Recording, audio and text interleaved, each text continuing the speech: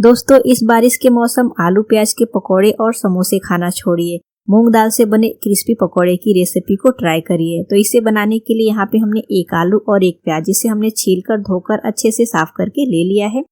अब हम प्याज को बीच से इस तरह से काटकर अलग कर लेंगे और फिर इस तरह से चीरा लगाने के बाद से ना इसे हम मोटा मोटा काटेंगे। प्याज को हमें रफली चॉप करना है, एकदम बारीक नहीं काटना है। तो आप देख सकते हैं प्याज को मैंने थोड़ा मोटा मोटा ही काटा है।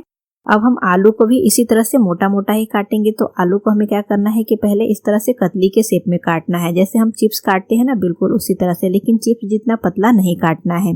और इस तरह से काटने के बाद से ना फिर हम इसे पतला पतला सा इस तरह से काटने के बाद से रफली चॉप कर लेंगे। आप देख सकते हैं मैं किस तरह से काट रही हूँ। तो आलू प्याज को हमें इसी तरह से काटना है।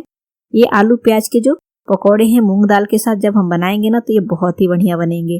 तो अब हम इसे साइड में रखेंगे और हम लेंगे ग्राइंडिंग जार और इसमें हम ऐड करेंगे 1 बड़े चम्मच साबुत धनिया, 1 छोटी चम्मच सौंफ, 1 छोटी चम्मच जीरा, 3 से 4 लहसुन की कलियां, आधा इंच अदरक का टुकड़ा, 3 हरी मिर्च ऐड करेंगे और इसे हम दरदरा सा ग्राइंड कर लेंगे।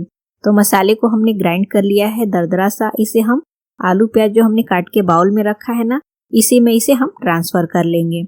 और अब यहाँ पे हमने लिया है 1 कप भीगी हुई मूंग की दाल। मूंग की दाल को आप 2 घंटे के लिए भिगाएं या फिर 3 से 4 घंटे के लिए भिगा सकते हैं। अगर आपको जल्दी है ना तो आप गर्म पानी में 1 से 1.5 घंटे भिगाएंगे तो दाल जो है बढ़िया से फूल जाता है। दाल का पानी अच्छे से निकालने के बाद से ना इसे हम जिसमें हमने मसाले ग्राइंड किए उसी जार में ऐड कर लेंगे और इसे हम दरदरा सा ग्राइंड करेंगे, एकदम फाइन पेस्ट नहीं बनाना है। तो देखिए दाल को हमने इस तरह से मोटा मोटा ही पीसा है। इसमें कुछ मूंग दाल जो है खड़ी दिख रही है और कुछ बारीक हो गई है। तो इसी तरह से दरदरा पीसना है और इसे भी हम आलू प्याज के साथ ऐड कर लेंगे।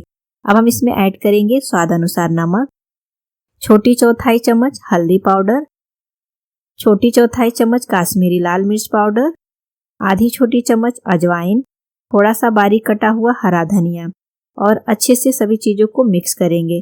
तो इसे हमें बहुत ज्यादा मसलते हुए नहीं मिक्स करना है, क्योंकि प्याज को हमने मोटा मोटा काटा है। अगर हम ज्यादा इसे मसलते हुए मिक्स करेंगे ना तो प्याज जो है मैश हो जाएगा और हमें ये पकौड़े जो है बनाने हैं एकदम क्रिस्पी और कुरकुरे।